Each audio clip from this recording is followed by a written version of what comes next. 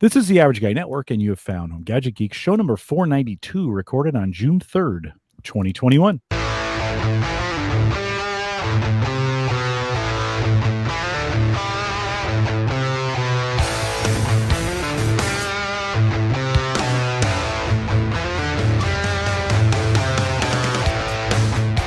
Here on Home Gadget Geeks, we cover all the favorite tech gadgets that find their way into your home. News, reviews, product updates, and conversation, all for the average tech guy. I'm your host, Jim Collison, broadcasting live from the AverageGuy.tv studios here in a beautiful, and Mike, like, everybody complains we never get enough spring, but this, I think this year has been so great in Nebraska. It's been perfect weather. It's been amazing. Yeah, and it was like that nice, cool and relatively dry. I mean, we had like a weekend there where it was pouring on us, but it's been good. Today, actually, right after we just installed a basketball hoop. So I got the boys out. We were shooting hoops for 2 hours after work. It was just gorgeous out tonight. Yeah. Marv, you're down in Fort Lauderdale. Is it just always hot and sticky down there, or do you guys get good weather down there? Well, we get mild weather a couple of weeks out of the year. That's our winter. And, and the rest of the time it's hot or rainy. And we're moving into the rainy season. So hurricane season started this week. So we'll start to get the rains coming, and they'll pop up every now and then. Is Fort Lauderdale east or west in the panhandle? We are southeast. Southeast. Yeah. Okay, so we are in between Palm Beach and Miami. All right. And 4 hours from the Keys, 2 hours from the West Coast. Nice. Yeah, it's got to be paradise, right? It's paradise for you all the time. It is. That's what I call it. Yep. And when I proposed to the wife, I let her know ahead of time, we are not leaving Fort Lauderdale. You made it really clear, we're staying. I will die here. We're staying right there. Well, you never have to deal with the snow. Mike and I, although thanks to global warming, we have seen a lot less snow. It seems like in the last 10 years. I've been in Nebraska 30, and the winters were worse when I used to. Mike, you can make jokes like when you were a kid, you had to walk to school in the snow uphill both ways, right? Is that true? Yeah, I just heard back in my day, that's what I heard you say, Jim.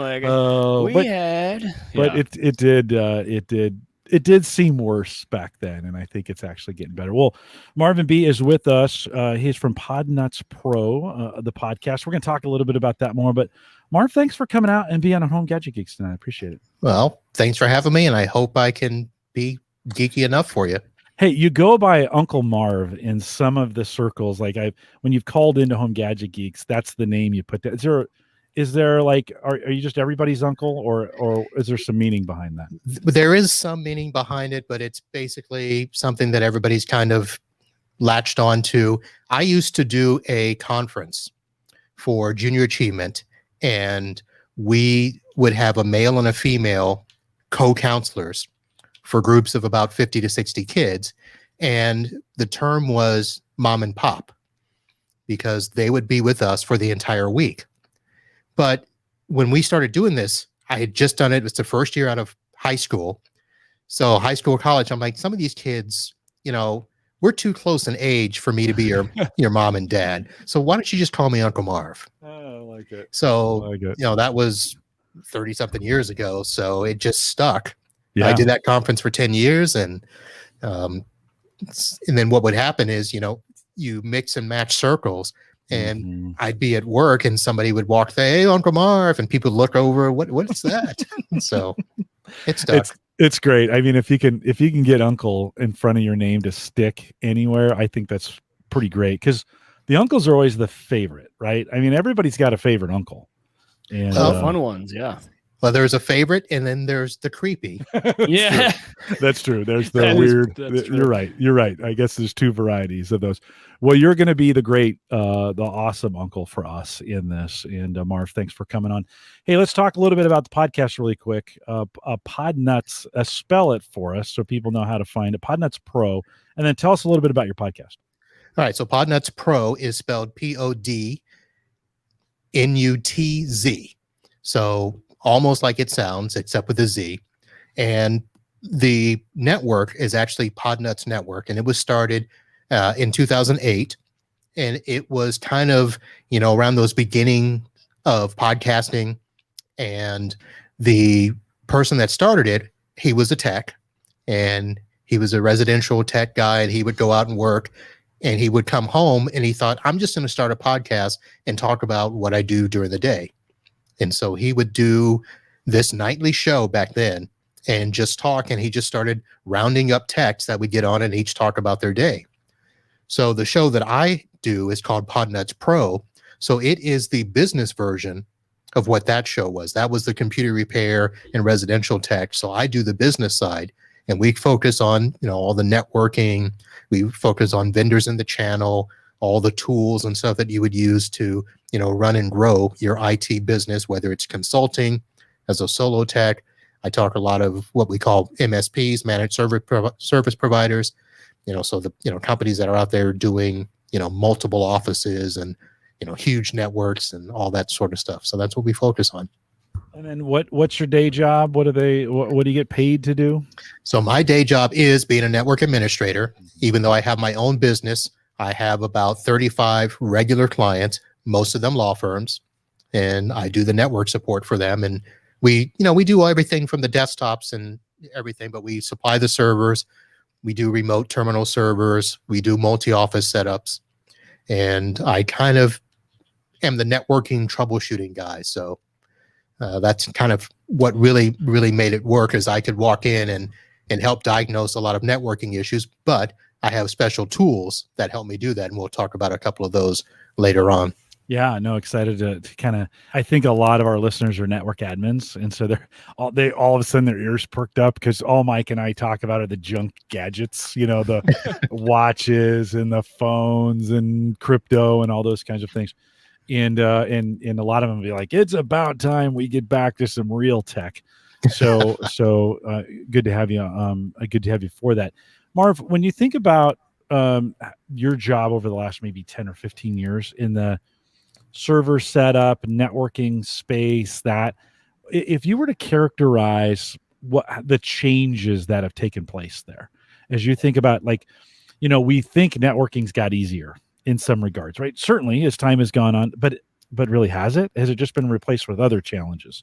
It's been a lot of other challenges, because it used to be, before the internet, we didn't have to worry about all these, cyber threats and ransomware. And it was pretty much, you could just throw up any old firewall and you'd be protected from the outside, and I can say this because I've been doing this. This is 24 years in this business, and then several years before, when I was just a computer tech at a store. And it has changed a lot, because there's so many things that can now affect the network.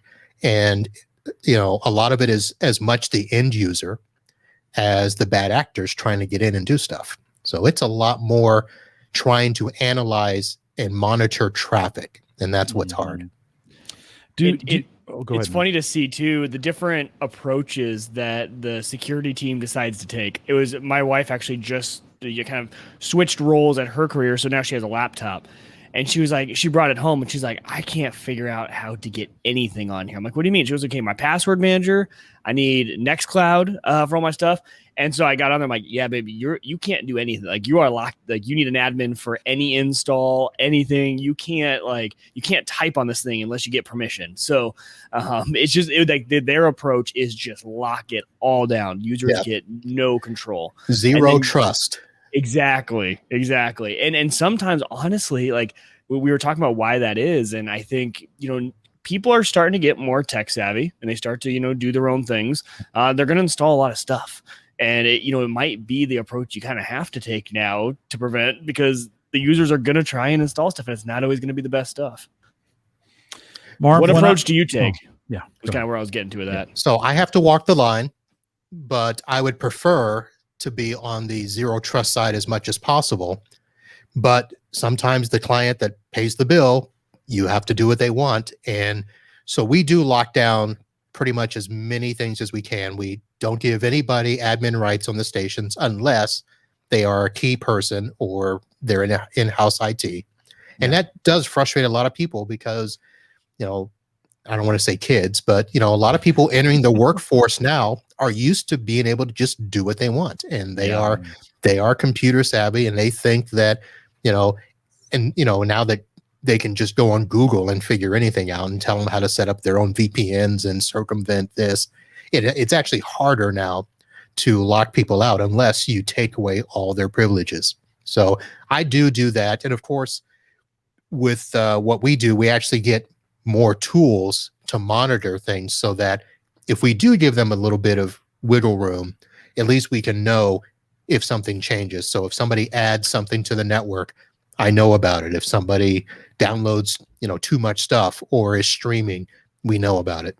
Have those tools gotten a lot better in the past years too? And I say that because I think of things like, I don't know if you use this in the enterprise, but like Ubiquity gear is stuff that I love. And I manage a few Ubiquity sites for friends and family, and it comes into my server. But I love the level of control you get, the analytics you can see, remote management with Ubiquity stuff with the fantastic GUI. And then I see a lot of ads all the time from people like Linus Tech Tips and everyone for these types of services where it's, hey, monitor all the devices in your network, run remote updates. It seems like that's becoming more and more of a commodity and getting a better GUI. Has that changed a lot, or is it still relatively the same? Oh, it's changed a lot, because what these companies are trying to do is put all of our knowledge and technology in the hands of the average user. So a lot of the tools that we would use to monitor and do stuff remotely, just about anybody can do now if you go out and buy the equipment yourself. And Ubiquity is kind of one of those tweener products where enterprise admins who really want to lock it down with, say, the Cisco Meraki line and the Ruckus line, which I use Ruckus, but I also use a product through Datto Networking where I can manage all that stuff with the wireless and all that stuff and change passwords remotely and, block users remotely and stuff. But you're finding, tools like Orbi and, Linksys is putting out cloud products like that. So it is the lines are blurring a lot more. Lines blurring between consumer grade and enterprise grade hardware and software. Is that what you mean? Yep. Yeah. Yeah, because if a kid, a guy or girl who has used this stuff goes into an office where they're locked out, they'll just bring in their own stuff. And that happens all the time. And I have to, talk to the owner and say, look, you can't have your people bringing in stuff. Right. And the way I get around it is because there's so much compliance now. I've got a couple of medical offices where we have HIPAA. And my law firms are having to do stuff with security. They actually have to sign off that they're, encrypting their files. They're encrypted not only at rest, but in transit. They're protecting. We've got backup and disaster recovery. And I tell them, if you sign that document and you want me to protect you, then we've got to do it, because the fines that are coming out now and the ransoms that are, happening, if you get infected because somebody didn't do what they were supposed to, you're screwed is pretty much what I say. That's what's been shocking to me is the regulatory landscape on this stuff. Like it's all of a sudden like you better have policies and controls in place that are, that's been around for a while, but they're getting a lot more strict. And the fines, I think what you said about that is so true, especially in financial services. Yes. For wealth advisors, our space, if you have a data breach, that, and especially if you don't follow the reporting guidelines, and if your systems aren't up to snuff, they're starting to lay the law down, lay some smack down there with fines. And I'm like, wow, they're starting to be taken seriously. They have to, because they're starting to realize how easy it is to get to this vital information. And we're talking health records, bank accounts. One of the first clients that I worked with where the biggest problem was the owner, who we would go in and do stuff. And then at night, he would go in and undo stuff. And one time he called because their payroll account had lost 200 grand one night because he had decided to give himself remote access.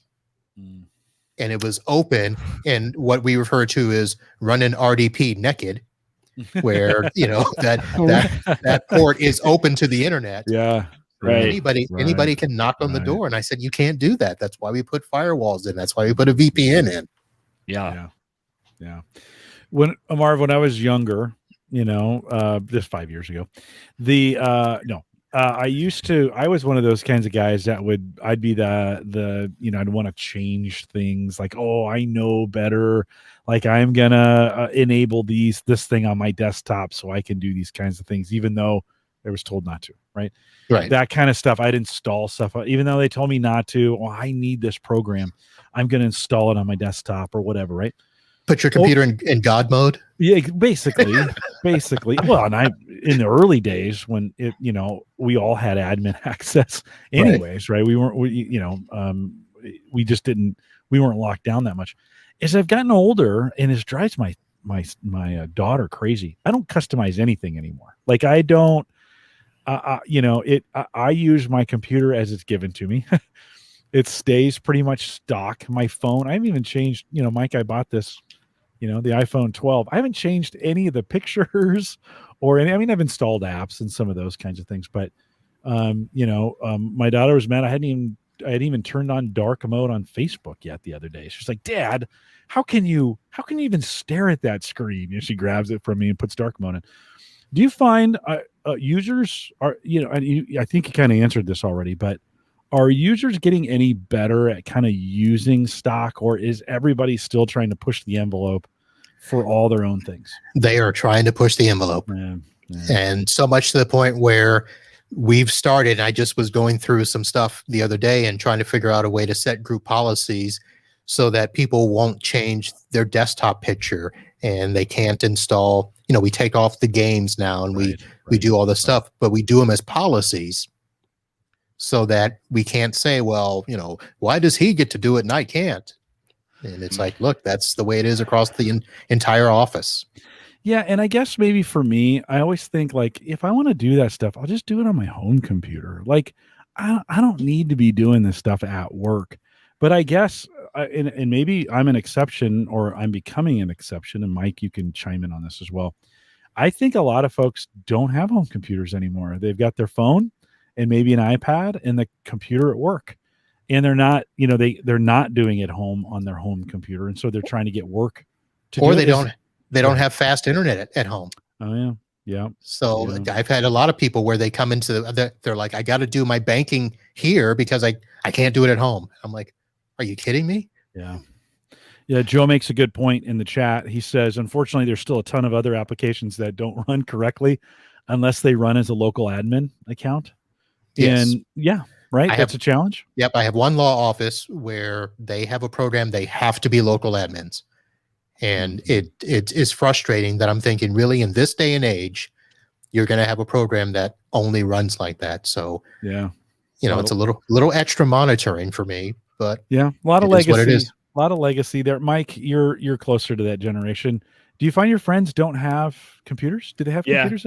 Well, and I think what they have is an old computer that's getting pretty long in the tooth at this point, right? Because I think a lot of us, well, especially at my age, I am.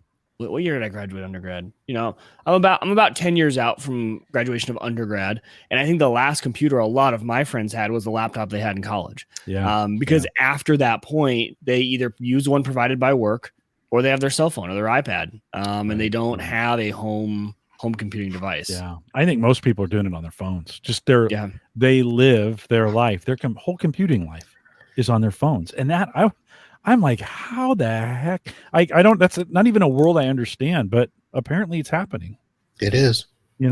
So it's just crazy for me to think it's a paradigm shift I don't completely understand. And then, Marv, to your point, I think they get to work. They're so used to being able to do whatever they want to do on their phones. The podcast we do for Gallup, I get comments every once in a while. Somebody like, well, my work won't let me watch it because it's on YouTube. And I want to say, just watch it on your phone. Like, it's so funny that. But you know what the problem is, Jim? Yeah, go ahead. Is they want to use the Wi-Fi at the work. Yeah. Even from their phone. You're right. Yeah. And that Wi-Fi maybe. Right. Well, you're right. Although I don't even think in terms of minutes anymore. I guess I've had an unlimited plan for so long, but but you're right. It's a completely different paradigm. So and they see it as work. I make work related podcasts, so they see this as like, oh no, I need to watch this on my work computer because this is work. Right. And so it's just a whole different world.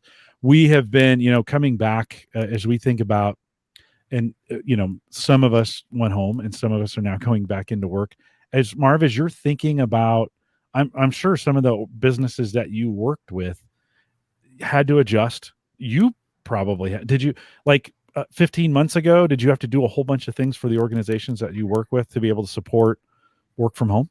So we had to do a lot for our clients, and it wasn't as bad as some places because our people had already started to work remotely. Like I said, we have a lot of law firms. So the attorneys want to be able to work 24/7. So they were already set. So what we had to do is adjust for the staff to also be able to work from home. And a lot of them were doing it in shifts. So, we had to up some VPN licenses, or we use TrueGrid is one product that we use for multi-factor authentication and remote access. So it wasn't as bad. Now for my office, I didn't change a thing. I live 2 blocks from my office, 1,000 feet. And for the most part, it's just me and the wife most of the time. And anytime we have people come in, we just, make them wear the mask, swap up at the door. And so nothing changed for me, but for the clients, yes. Do you find now, as we're preparing or some are preparing to go back, are there changes you're having to do just for that?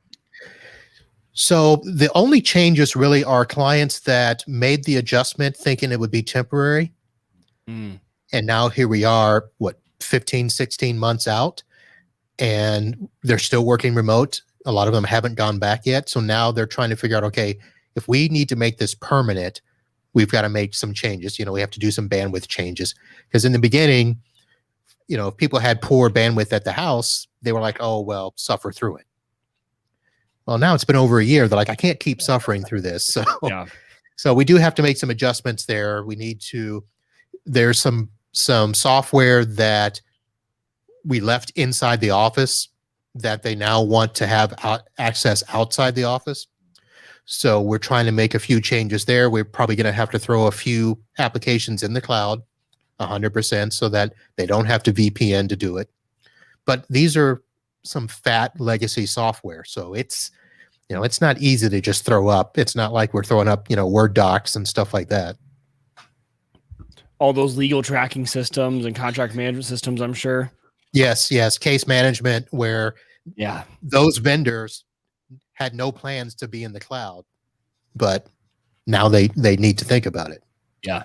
Are you seeing a fundamental shift of storage from local on-prem to the cloud? Did this speed that up? Did it do anything to change that? Not really, because my clients, at least my clients, most of them are stuck to their vendor. Okay. So unless they change vendors, they're not going to change their storage. Right. So part of what we need to do is get them more robust remote access. Now, I do have one client that we're looking to move them up to the cloud, but we're probably going to take their physical infrastructure and duplicate it in AWS and VDI, and they'll just move from, a terrestrial station and they'll log into a remote desktop on the web, but it'll function for them just the same. Marv, how do you feel about taking desktop computing and making it completely cloud? I don't like it. Why? Part of it is because it becomes harder to troubleshoot when there are issues.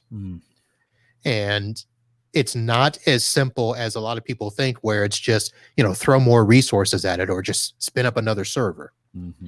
It's delicate, because if there are issues, well, you're working completely in the cloud and you're at the mercy of whatever cloud platform you're on. So I've got one medical office that they went from local to the cloud, and then they switched programs to the cloud, and they were using the Citrix connector. And we always update all of that stuff. And so one night the Citrix connector updated and they couldn't get in. And the company's like, well, you got to go back. So we had to, literally go back and do all this stuff. But they did an update themselves for their software, and we ran into a whole bunch of other issues that I couldn't help with because it was on their server and they didn't want to do anything, or they wouldn't admit that it was their issue. And that's where the finger pointing begins. And the client's frustrated. They're like, just fix it. It does add a level of complexity when you're thinking about troubleshooting. That's a good point. Mike, would you, from what you do, if you had just a thin client, no matter, like if you just carried a thin client with you and we're always just, remoting into your desktop in the cloud for the power for what you need, would that be convenient, or would you prefer to have a laptop still? That's a good question. I think I would still prefer the laptop, only because of connectivity. I don't know, like connecting into that server, if you don't have internet, I on the road in a plane, be able to knock out stuff when you don't have full internet access. But I wouldn't mind. Everything I do is not very intensive. Right. But I do like, one thing we're going to talk about in a few weeks, but just to kind of hint at it is, with our new building, the way we've structured everything is all of our conference rooms have a camera connected to a TV, and you plug in a USB, and then it gives you access, and it all connects also to the big telecom phone system. But that connects through Zoom. So you can use a really nice intercom camera that zooms in and out automatically. But you need a laptop, right? Each individual conference room doesn't have its own computer. So for us, everyone needed the laptop, and anyone who was left on desktops had to get switched over. It does scream a little bit of kind of the decentralization in that the network, if everybody's centralized, if we're all accessing our desktops in the cloud on servers, and to your point, Citrix decides to not let us in, it's a single point of failure. Whereas I may, if I'm working on a laptop and I'm distributed, then, well, at least my laptop still works. I may not be able to get to some of the business functions, but might be able to get to a web browser and be able to get some things done, right? So that decentralization or can work in our favor at times. Marv, any other thoughts on that? Oh, yeah, but we don't have all, we don't have all night. No, a good point. I think it's a great conversation, and I think it's worth, a lot of things changed in 15 months, and a lot of things stayed the same. Yes. And so I think sometimes we're thinking there's been a complete reset, and I think sometimes people feel like they're going back as they go back into the office, like, this is different, and it's actually, no, it's probably the same. Right. Although that being said, I know at Gallup where I work, we used the time to reset a bunch of things internally that weren't being used, but we knew we would need them again. And so it was like, hey, let's use this downtime to take advantage of some of these things and get stuff upgraded while it's not so hard. And then once we get people back on campus, they'll be ready. And I think they did a nice job of that. Marv, anything that you can think of that where you could take over the last 15 months, you could take advantage of and get upgraded like that and be ready for folks coming back? Well, for me, the big push was to be more robust with things like the firewall. Letting people know that, look, you're putting more load on the firewall with people connecting remotely. And, I just had a client. So on Friday, they emailed that somebody couldn't connect remotely because we do geo blocking of countries. Oh, yeah. And an attorney was out of the country and they were in Guadalupe. And I had to go in and open that up. And then Monday, they were blocked again because they were in St. Martin. And so they were hopping around. So, then they talked about, well, what can we do to prevent all this? I'm like, well, what you really want to do is, beef up the security. We, put in the firewall rules. We get a different software because, they were remoting in by specific IP addresses. And I said, we got to put in some sort of, RDS gateway so that they just go to the portal and, we can, maybe do a VPN so that the IP on the remote device stays the same no matter where they are. or we tie it to the network somehow so that it's not a country-based IP that they're connecting from. So things like that, where companies that are starting to think we're going to be remote forever, what we should have been doing, and now they're finally getting around to thinking about it, doing it now. We should have done it maybe 6 months ago, is prepare for this when we knew we weren't coming back. Right. Yeah. Are you seeing a lot of people stay remote? Yes. Okay. And it's interesting because it's planning for that for the future. I think the employees are demanding it because they're seeing other companies do it. And so now they're coming back to my clients and saying, we want to work remote. And, most of my managing partners and stuff, they're older and they're like, no, you're going to come back. Yeah. And they're like, all right, I'll go work for somebody else who is providing that. So now they're all thinking, okay, we got to obviously make this an option in order to keep people. Yeah. It's definitely the trend. I mean, but there are a lot of my people friends the same way. Yeah, but there are a lot of people that are tired of working at home, and that was me. That was me. Yeah, I could not wait. I just went back last week, and I was just like, my wife's like, "You're a different person," like the energy is just like, I'm just like, "Ooh, I'm back." See, and I'm the opposite. I love being home. Like this year has energized me in ways. Now I've also gotten seriously fat, but it has energized me in ways that I didn't think were possible. And I think everybody responds differently to this, and you got to go with, I think, whatever, some organizations are going to say you got to, some are going to say do whatever you want. We just at Gallup, we're releasing a big report, State of the Global Workplace, which comes out mid-June. One of our findings in the polling that we did around the globe is a full one third of the planet changed jobs during the pandemic.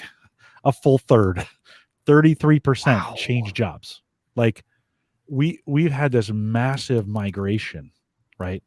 I think and I'm not predicting. This is not a prediction because I don't do those kinds of things, but I think we're in for another third in the next year. Marv, to your point, folks are going to come back and they're going to be like, I don't want it this way. I'm just going to go do something different. Yeah. In that initial third, a bunch of people got laid off or furloughed. Now companies are wanting those back. They're not going to hire exactly the same people that they wanted to hire back. And I think we're going to see another third change again. Yeah. And so I think the challenge to you, for you as a network administrator doing these things, is just massive turnover. I mean, I don't think like we've ever seen before in this country or around the world. It's going to be crazy. Marv, that's going to make life difficult for you from a provisioning standpoint, right? You've got to provision them off and provision them back on. Yeah. And sometimes we're doing the same person. They left a couple months ago and then they're coming back. Yeah. And, if you've, deleted their stuff, they're all coming back. Where's my stuff? Well, you left. So it's a revolving door in some sense. Now, law firms, we're kind of used to it. That happens a lot in certain law firm industries. Legal defense is a churning mill a lot of times. So they're kind of used to it, but others, for like legal attorneys that are doing things like real estate and wills and stuff like that, they're not used to the turnover, but they're getting it. Healthcare that's in a weird industry because we had this huge influx of workers and we're starting to lose people from burnout. And so they're trying to, get new faces in, and the training is a big thing for them. So a lot of the training, it's kind of the same as the cybersecurity, where you've got to get training to people as they start and put a system in place that they're getting the training, they're watching the videos, but at the same time, they're more needy with tech support. So that's where it's really rough for me, is to be available for all these changes. Yeah, no, you're going to have your hands full.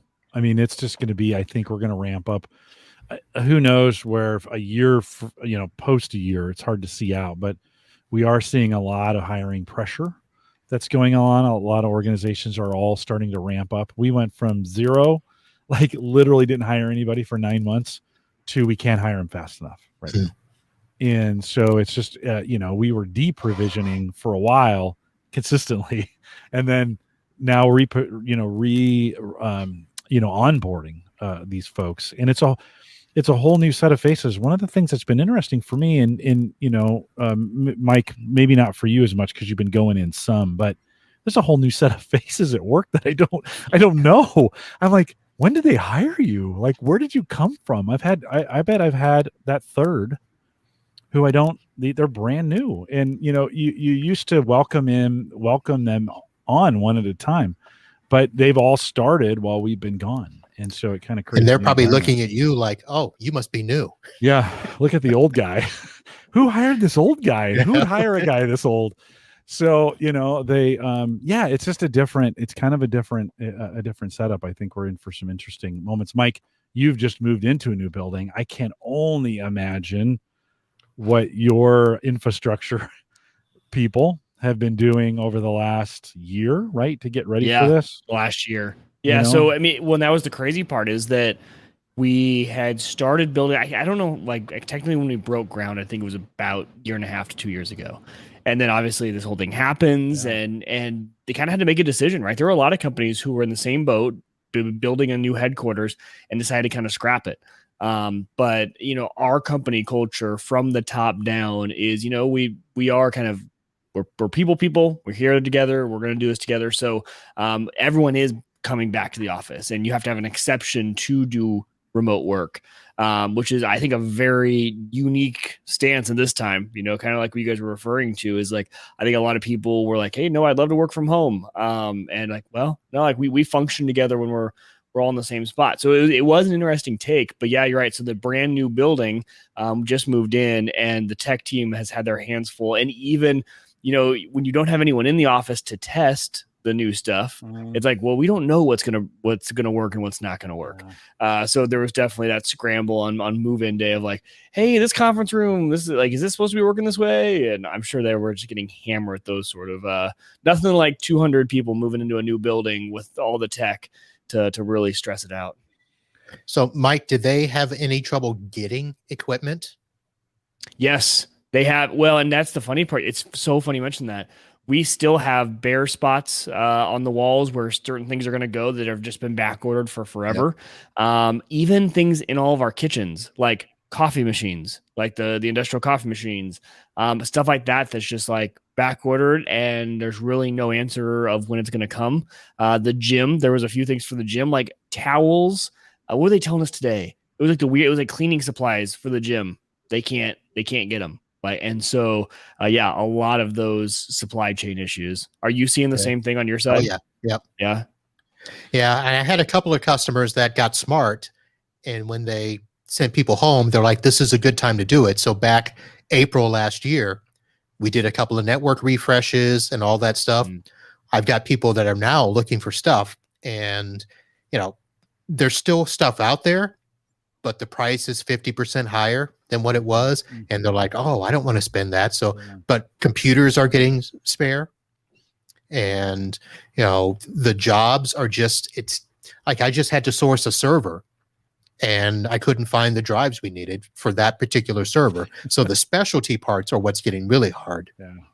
Yeah. And I talked to a vendor too, that was providing parts for diagnostic tools, and they're like, we just secured our last load and we don't know when there's going to be parts available again because 3 of their vendors are just literally out.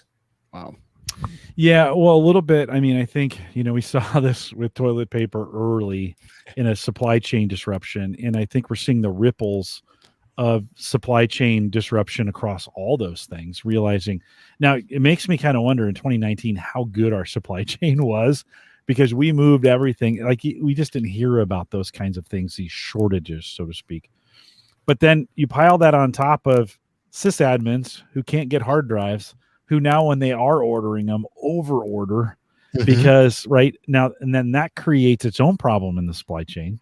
Because now you have people hoarding. Right. You have people in, we've been talking about this. I've been working on a crypto project called Chia.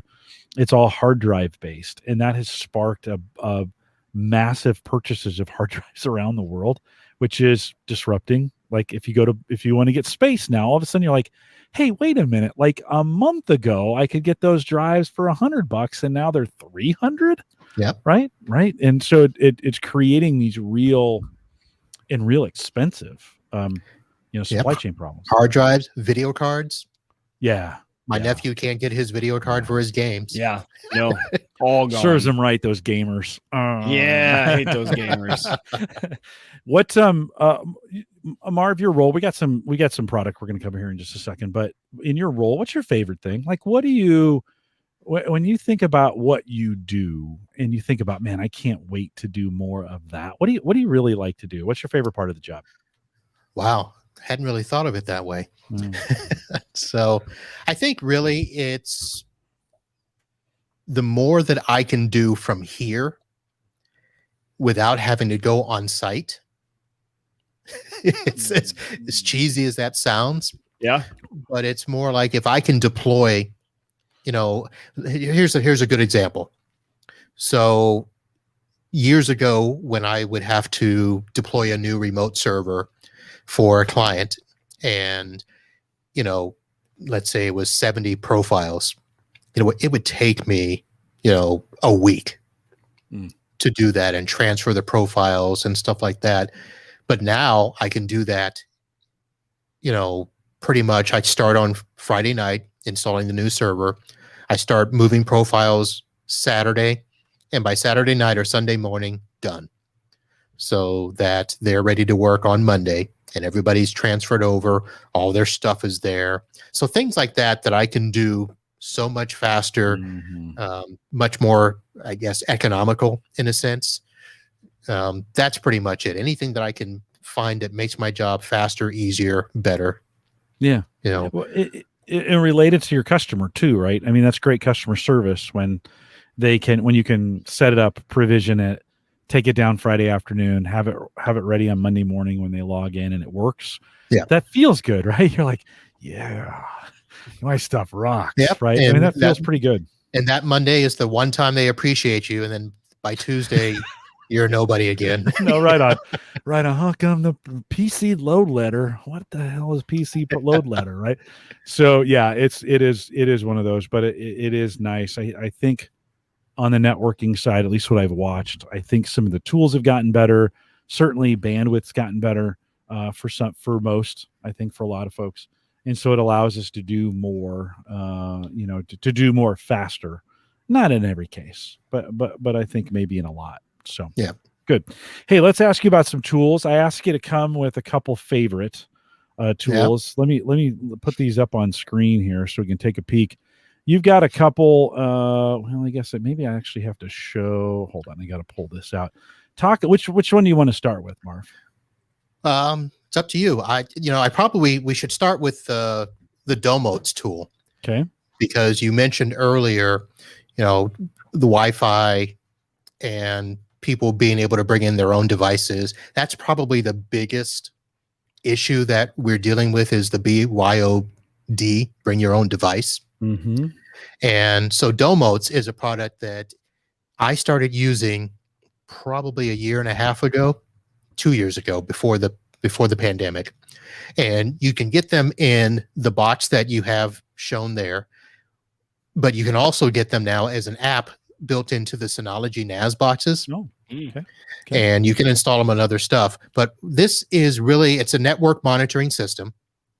And for what I use it for, it's really to monitor what comes in on the network. So if somebody adds a new device, I get an alert. And Domotes will tell me what the IP is, the MAC address is. In a lot of cases, not all cases, it'll be able to tell me what the device is, manufacturer, if it's a workstation, if it's another router, or things like that. So this has been a big tool for me. The other thing I like about it is I used to have to manually configure IP addresses and MAC addresses for Wake on LAN.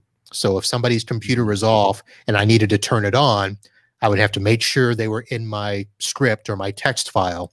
With the Domotes, every device that's configured for Wake on LAN, I could just go to the device, hit wake on LAN, and it wakes it up. So I don't have to manually keep a list anymore of that. It'll also do some other things. It'll do a network speed test every few hours. So if you've got a company that, they've got something like a broadband connection that goes up and down and people are complaining, you can kind of get a history of what the net speed has been, over the last day, week, months, and stuff like that. And there's some other features. I use managed switches in all my networks, so I can see into the switches. And most of the switches, I can see what device is on what port. I can see the traffic that has gone back and forth over the port. So if there is an issue with utilization, I can kind of narrow that down. And this is all, once that box is on site, I can do this remotely. So I don't have to literally drive to the office to see what's going on the network. So that's kind of a little network monitoring tool, right? I mean, that you can gives you front end to what's going on, allows you to log in, look at it. Hey, at $99, can this, like, would you recommend, like, for a power user who wanted to use this at home? Could you use something like this at home? I mean, you could. I don't know. It's weird because this box, and so I had a discussion about this last night with another tech. So they liked the box, they liked the idea, but it doesn't do enough for them. But they're, they're an MSP that deals with enterprise clients, and they need much more insight into stuff. For smaller networks, like a home network, this might be overkill. But if you're a geek and you want to, be alerted when somebody, is outside your house connected to your Wi-Fi, this might work. Steven in the chat room asks, how does Domotes, and it's spelled for those listening audio, DOMOTZ. How does it compare to Flingbox? Flingbox? If it's the Flingbox, which is an evolution of the network ping tool, it's kind of the same thing. It'll go out and kind of scan the network. The difference is you don't have to manually scan. This constantly scans the network. So as devices come on the network or go off the network, you can be alerted. So for instance, I have this set up that if a server goes offline, I know about it. If a firewall or switch goes offline, I know about it. It will do some port testing, some security. It's not, a huge thing. I think the biggest thing, well, the other side to it is why you probably wouldn't use it at home is there is a monthly fee for it. How much does that run? It's not a huge fee. It's $19. Okay. A month, but it's not based on number of devices. So a lot of products, if you have 200 devices, you're paying a different fee than if you have 10 devices. This one fee doesn't matter how much, is on the network. Yeah, how big or how small it is. Would it monitor like bandwidth usage by machine and kind of let me know how much YouTube video bandwidth being used by my daughter? No, doesn't do that much. Okay. See, I'm still looking for, and I guess I could probably do this. Have you used pfSense? So pfSense, I've not used it, but we talk about it all the time with a lot of techs. They love it. pfSense is good for that sort of stuff, but that's only through the firewall.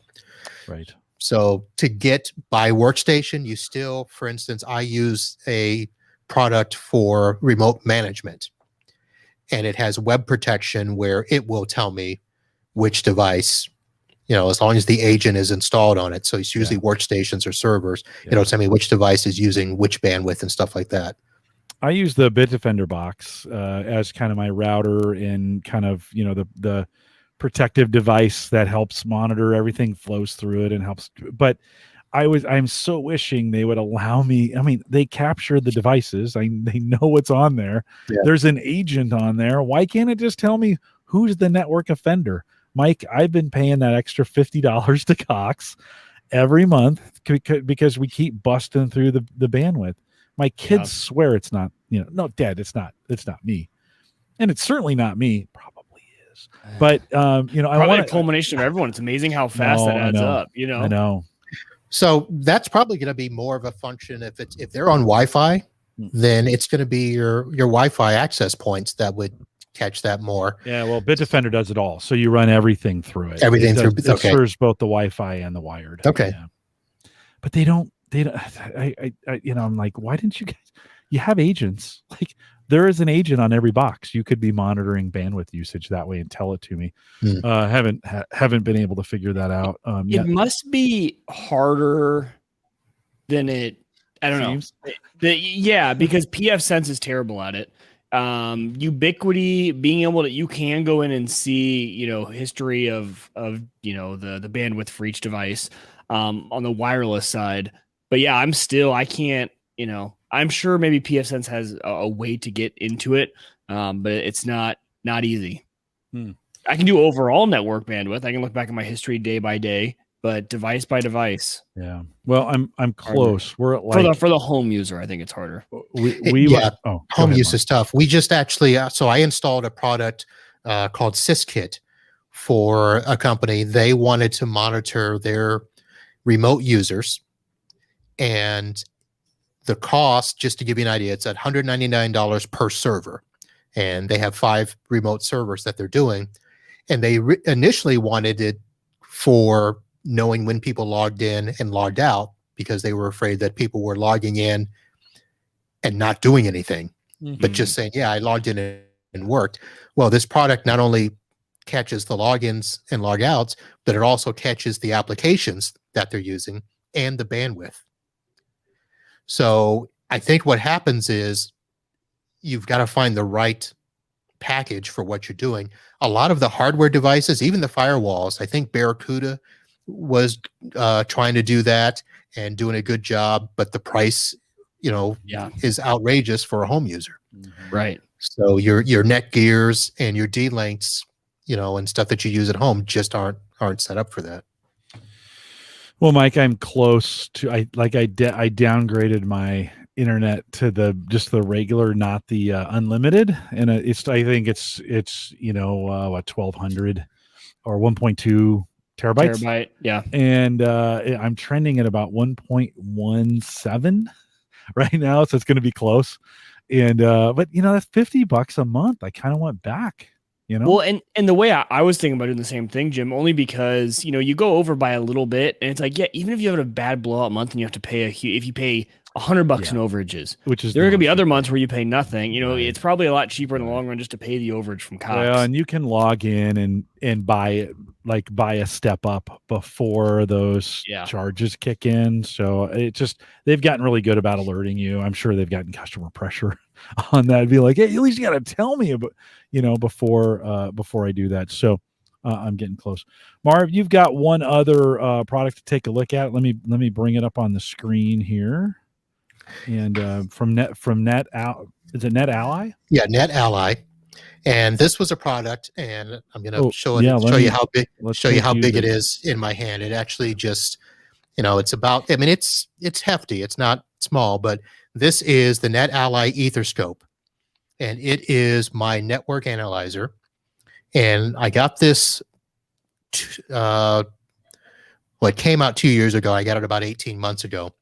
And this is the tool that I use if I have to go on site and check out a network. I can literally plug this in anywhere, and it will do kind of what we talked about with the Domotes, where it'll go out and find every device on the network, and it finds both wired and wireless devices. And it'll find stuff that's off network. So if you're in an office building and you want to see what other things are affecting the Wi-Fi network, this will find it, and it'll show you what other networks are out there, what other devices are connected. Now, you can't connect to them or do anything, because if they're locked down properly, this doesn't bypass that. But you can tell your client, you've got interference from these networks and stuff like that. It does a lot of other things that I love. So it will take an inventory and upload that to a website called Link Live, so that I can go back and see a change over time of what devices were configured where, what devices were connected to what switch, what's off network, what's on network. So if somebody comes in and says, why is this not working? And then you say, well, what's changed? And they say nothing. you can go back and say, okay, there are 3 more devices connected to that port than the last time I was there. So that's good, but it's got the basic stuff. It's Android based, so there's a lot of apps that you can install on it. So you can do everything from your ping test, your path analysis. You can actually do capture.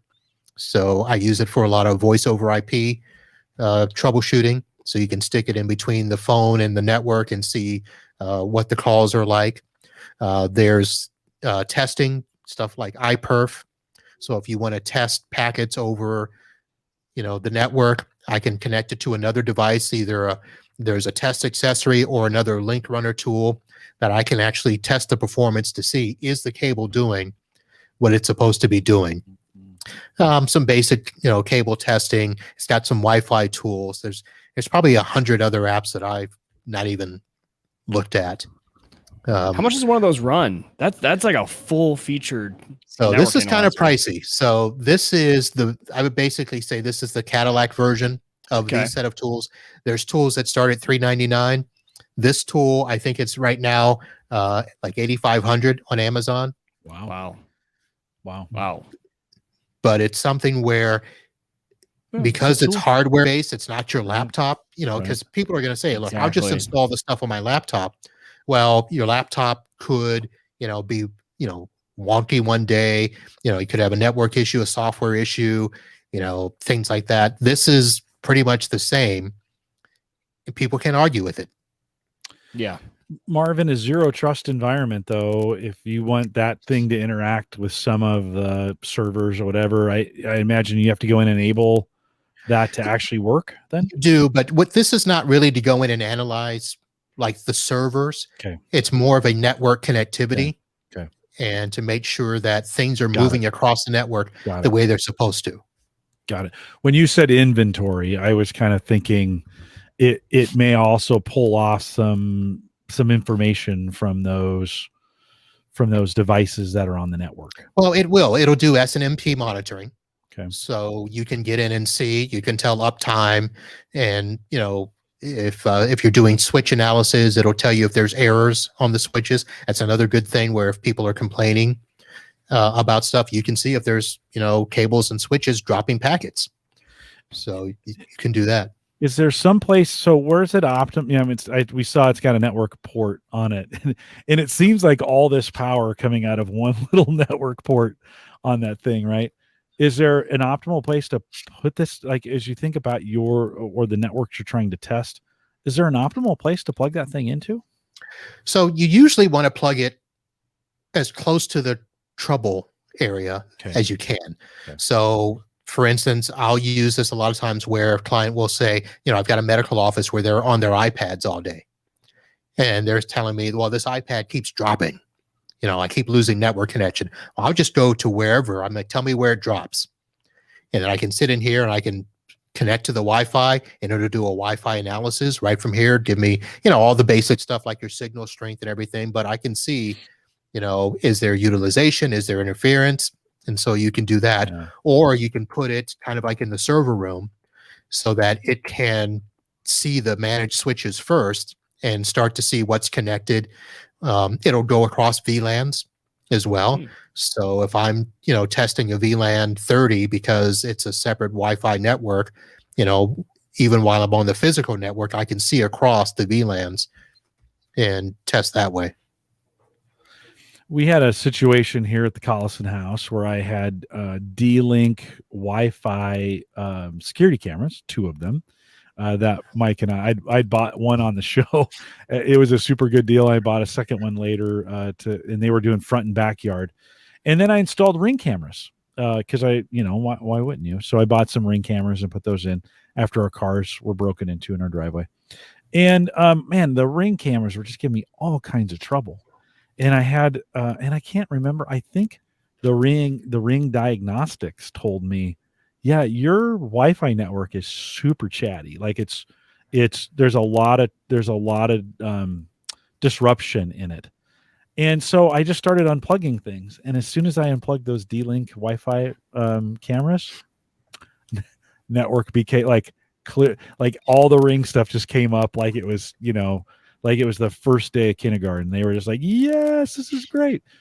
And Yep. so I didn't realize, it was one of those kinds of things. I hadn't really even thought about multiple Wi-Fi devices on my network, and maybe one of them or something causing network disturbance to the point where other devices couldn't connect very well.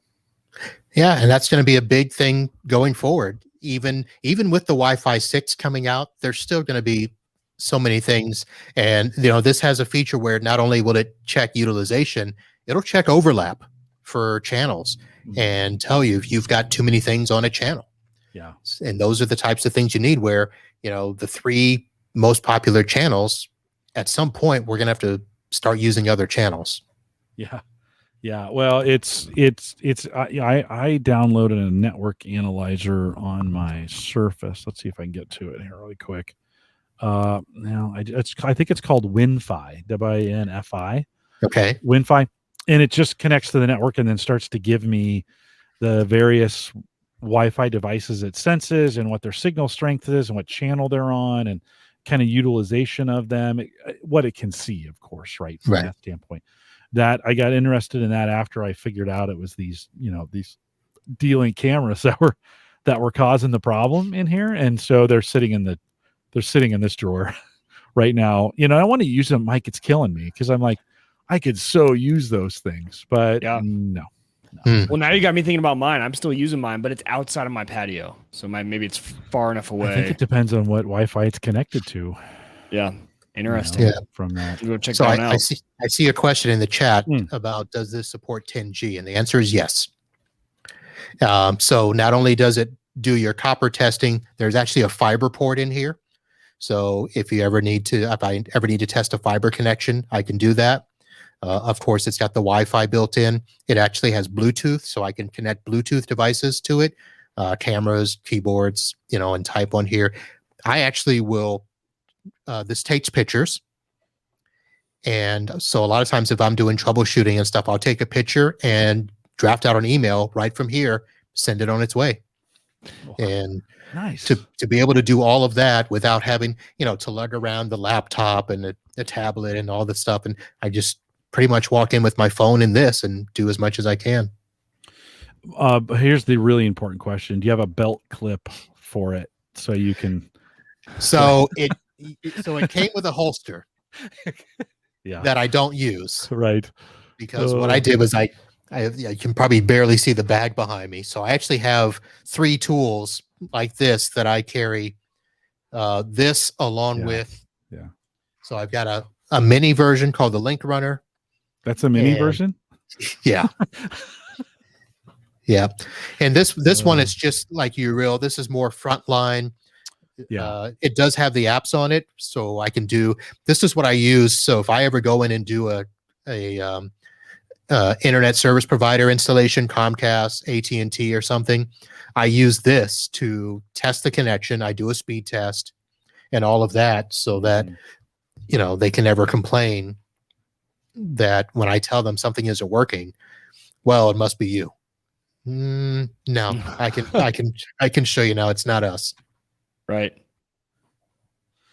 Super cool. Oh, Mike, like I could see you buying. You read my mind. I know, just to play with. Like I love and it's not good. It's not healthy. Like I log into pfSense multiple times a day. No one logs into their router multiple times. I just love playing, checking it, looking at the bandwidth. Like I know my average bandwidth and when things are because I'm logged in watching it. So I love all that sort of stuff, and that would be a lot of fun to maybe trade in a ham radio for for one of these. Well, I'm not going that. Not my precious ham radio. That's my baby. Oh yeah, man, those things. Like when I first looked at the link, I was like, oh, that looks interesting. But Marv, as I hear you explain it, like, is there a community around this too? Is like a whole community of people you guys talk about it and share information about it? Seems like that would create. Not really. It's weird. It's funny because when I started using this tool. So this used to be a part of the Fluke family. Okay. And the only reason I got into this was I got tired of arguing with cable guys when something wouldn't work. And so I went out and bought a tester. And then when they came out with the network stuff, so this is like the 7th generation of tools that I've used. and there really isn't the community. And one, because of the price point, it's expensive. So your average technician is not going to get this. Even the $400 version, it's I should have put it over here so I didn't have to move away. No worries. But it's it does basic stuff, so it's still pricey for what it does. But the reason I love them is because they are consistent. They of course they do fail, but as long as they're working, they do the same test over and over and over, and there's no user error. That can be done with it. But there's not the community, so there's starting to be a community now, because they're coming out with, now that they've had this out, this has been out, like I said, about 2 years. So now people are like, oh, now we're getting into some cool stuff. Because like I said, there's a ton of apps that, you can do with this. It's not only can it do, there's Dropbox on here. There's your speed test. There's FedEx Mobile's on here. I have no idea why FedEx Mobile is on here, but it's got the browser. So I'll use this to, I'll browse into firewalls and routers and stuff while I'm there and do that. So it's got the Google. Oh, look, Google Earth. Don't know why that's on there. Well, maybe is this open Android? Is there like an app store? Can you add whatever you want? You can't add on there. There's an app store, but you can't add whatever you want. Okay. So it's got to be approved. But like I said, there's hundreds of apps on here. Got it. Yeah, Steven says that FedEx one. This is what I thought too. It's for those RMAs, right? So you can RMAs. Okay, there you go. You can track like your packages. Like, hey man, I need this. The switch needs to get in here ASAP. When is this thing getting here from FedEx, right? So, well, they must get some feedback from the community, and for all these, like this seems like this is a nerd tool that's ripe for a super crazy engaged audience that's always asking them for more. Like, hey, can you at least put one music app on this so I can be listening to music while I'm doing the work and I'm stuck in this closet watching this thing kind of, is there a music app on there? Maybe there is. I was just going to say, let me check and see, because they've added stuff that I haven't. Now, so Mike, you said you manage Ubiquity? Yeah. So there's Ubiquity device discovery tool on here. Don't tell him this. What's UCRM? That looks like a Marv, stop. Don't tell him this. He's going to buy the $400 one tonight. No. There's a Unify Protect on here. Video. I'm on Amazon right now, but that's wow. There's a lot of stuff. Oh, look, WhatsApp Messenger. That's on here. Really? Yeah, well, there's a lot of folks using WhatsApp to, there's a lot of organizations using WhatsApp to communicate with their customers. Yeah. We don't see that here a lot in the US, but Asia, WhatsApp is big. So they're all on it. It's crazy. Yeah. There's a lot of stuff. My Australian friends are always like, hey, well, no, I can just WhatsApp you. And I'm like, what? Like, really? So I think the United States, we're one of the few who don't. Marv, that's super cool, by the way. That little piece, like, that is a gadget. You're now, even though you said you're not a gadget geek, you are a really expensive. Well, I'm not a home gadget geek, but a tech gadget geek. This is It all counts. It all counts, kind of across the board. Hey, Mike and I are coming on your podcast, I think, and I was trying to remember when we had that scheduled. We're going to record. It won't be live, right? Or will it be live? Yes, it's live. Oh, it's live. Yeah. So if folks wanted to join us from here and come over to Podnutz Pro and listen, what's the best way, and can you remind me when it is again? Yep, I'm looking you up right now. It looks like it's in 3 weeks, right? Yep, yeah. June 23rd. Okay, June 23rd. I think, is it 7 p.m. Central? It's a Wednesday night, 7 p.m. Central, 8 p.m. Eastern. Yep. And I do it live. It streams live to YouTube and the Facebook. And if you just want to remember, podnutspro.com/live, that'll be the link there. And you'll do a better job. I did not update my live page tonight. And so like everybody had to find, now everybody who made it here tonight knows just to come to the YouTube channel, because they know probably 3 out of 4 Thursdays I always forget to put the little update on our live page. You won't do that, and so join us. I did it once, Yeah. and I said I'm not going to do. So it's on my checklist now when I do stuff. So when I set up my StreamYard, I immediately go over to my pod page and change those links, both for the guest and for the live show. But of course, I tell people, look, if you just subscribe to the YouTube channel or the Facebook channel, then you'll be notified as soon as Same thing here. If you subscribe, then because I always set up the YouTube a day or two in advance, you'll get notified that if the live shows is coming up. So super good. Okay, so June, what was that date again? June 23rd. June 23rd, 7 p.m. Central, 8 Eastern. Podnutz.com/live. Podnutz Pro. Podnutz Pro. Podnutz Pro. Let's get that right. Still with a Z. Pro.com/live. Mike and I will be joining you for some super cool conversation, and we'll be bringing to your audience some of the ham radio nerdery I think that Wieger is into, plus a few other things. Maybe even have a little crypto conversation in there as well. We can do that. My listeners, they come for the tech, but they talk. They're the Star Wars geeky stuff that I don't do. They do. So they'll eat your show up. Well, we are looking forward to it. As long as we don't talk Traeger grills for an hour. Well, I'm glad you warned me, because it's something we've done. Now listen, you're getting on sacred ground here. Yeah. I am really struggling not to drop $1,000 on a grill. I can't do it. I'm going to do it. I'm not going to do it. I'm going to do it. I'm not going to do it. Is it the new smoker grill? Yeah. I just can't do it, Marv. I just can't do it. I won't. I know. No, and some won't, but some should. And I probably should as much as I grill. So, Marv, if you were to give one bit of advice to a sysadmin today, like, and maybe even somebody who's only been in the business a couple years, as we think about letting you go here, what kind of advice would you give to somebody now, knowing what you know now about the business? What kind of advice would you give to somebody maybe just getting in right now? So it's funny you should mention that, because I actually spent the beginning of this year talking to some newbies in the industry. And the advice that I would give is to try to just narrow your focus. Our industry is so big right now.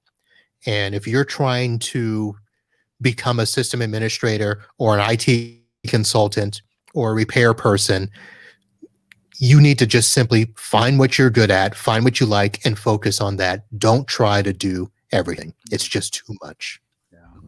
That may be good life advice, just to be honest, right?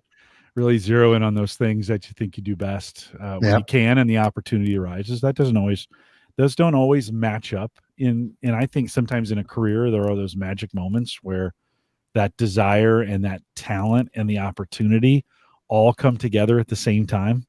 And when it does, just work like crazy, because it doesn't happen very often. And it sounds like, Marv, you're probably in that spot. Do you feel like you're kind of in that spot where you're doing the right stuff at the right time and with the right talents? Do you feel like that's happening right now for you? Yeah, I've kind of, I found my groove. Yeah. And I figure I'm just going to stay in the groove as long as I can. Now, I keep my eye out to make sure that I'm ready for change when it happens, because our industry does change pretty quickly. Yeah. But I found my comfort level, and I know when to tell a client, nope, we can't do that, or to take on a new client that I know is going to be, a frustrating client and they're not going to want to listen to me. You know what? I don't need that aggravation. Yeah.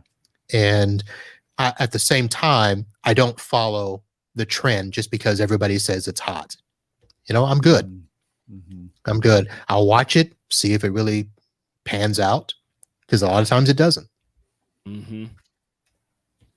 I think the focusing thing is good, even for just our average home guy who helps, family and friends out with technology. I find myself like, oh yeah, I can help. I know a little bit about that. I know a little bit about that. It's like there's so many things you can help with if you just group tech, right? Even you get into like drones, home network, like photography, all of that.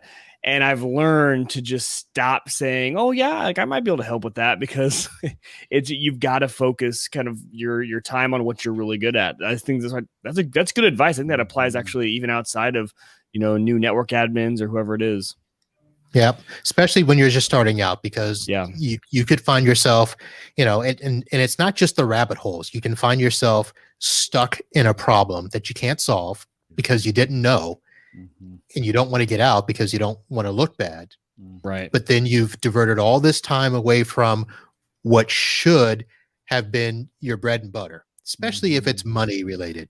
Yeah. Because if you're spending all this time over here not making money on something you shouldn't be doing, well, you're not making money with stuff you should be doing. Yeah. So you're double, whammy in yourself. Well, and I think the key, and Lopta alludes to this or Andrew alludes to this in the chat room, in that oftentimes the part of that equation is opportunity. And if you live in an area where those opportunities aren't there, it does make it more difficult, Yeah. So always great. Well, Marv, thank you for coming on. I met you, just so folks know, I met Marv on Ask the Podcast Coach. So every Saturday morning for the last 6 years, I've been doing a podcast with Dave Jackson called Ask the Podcast Coach. We don't talk about it a ton here on Home Gadget Geeks, but Marv came on and we started talking, and then I can't exactly, Marv, I can't remember if you asked me or I asked you or we did something and we just connected. And I was like, we got to get you on Home Gadget Geeks. Like, we got to get you talking about this. Yeah, I forget. I've been, lurking around there. Yeah, go ahead. And you had started mentioning that as a podcaster, listeners complaining that you would talk about the weather too much or something. And I'm like, wait a minute, I talk about the weather on my show too. And and so that's what started the conversation. And then we just set up a time and chatted, and said we should do each other's shows. Connected, and I really enjoyed spending time with you, and it's been great having you on. If I ask you back here at some point in time, would you say yes? Would that be all right? Sure. All right. Awesome. Yeah, as long as the wife gives me Thursday nights free, I'll come on. I like to ask that live so that you can't say no, because you'd look terrible if you're like, no, I'm never coming back, right? Oh, trust me, I have no problem saying no. Well, Marv, I appreciate it. We'll let you drop. Thanks for coming on tonight. We're looking forward to being with you on the 23rd, and we'll encourage everyone listening, head over to podnutzpro.com. I got it right that time, /live, and join us live on the 23rd. Marv, thanks for jumping in. I appreciate it. Mike and I will close things up here. Thanks for having me, and I'll see you in a couple of weeks. You bet. Have a good evening. Bye, Stay Marv. safe. All right. Stay safe and stay well. It's been a crazy week in crypto, and I got a few things to talk about. So we'll talk about that in the post show, which we'll do here shortly. And then a couple reminders about what's coming up. Erin Lawrence is here next week, and we're excited to have her in here sharing some things. She actually just put a really cool post out on Twitter asking, what should I cover when I'm with Mike and Jim? And so if you haven't done that, I retweeted it. Check Twitter at Jay Collison, and you can vote on. And there's 4 subjects, and 2 are leading the way by far at this point. So, well, I cheated. I just said all of the above. That was my response back. I didn't pick one. I said I want to know about all those. You did. I think van life is one of those in there as well. So if you want to. It's always great to have Aaron on. And then the week after that, John Pisano from Unraid, from Lime, right? Is it called Lime? Is that right? Did I get that right? Lime Tech, coming in to talk Unraid and the upgrade. I had actually invited him when Unraid went through their I'm stupid. I can't believe I even thought about inviting him after the upgrade.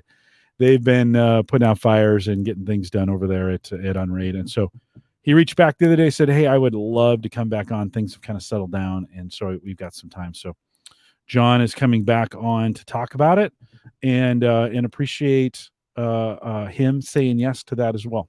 So a couple reminders. One is stay around for some post show. We got some crypto in the post show. Anything else, Mike, that I missed?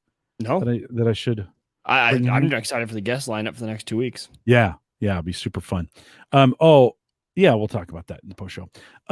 Couple reminders on the way out. One, appreciate Christian and his work that he does over at Maple Grove Partners. If you want to get secure, reliable, high-speed hosting from people that you trust, and of course, that Home Gadget Geeks and the AverageGuy.tv both hosted out there by Christian, and we appreciate it.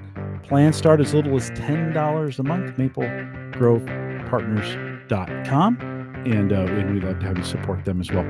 We are live every Thursday, 8 p.m. Central, 9 Eastern, out here at theaverageguy.tv/live. We'll be back next week and with some more great stuff. If you joined us live, stay around for some crypto post show. Don't leave.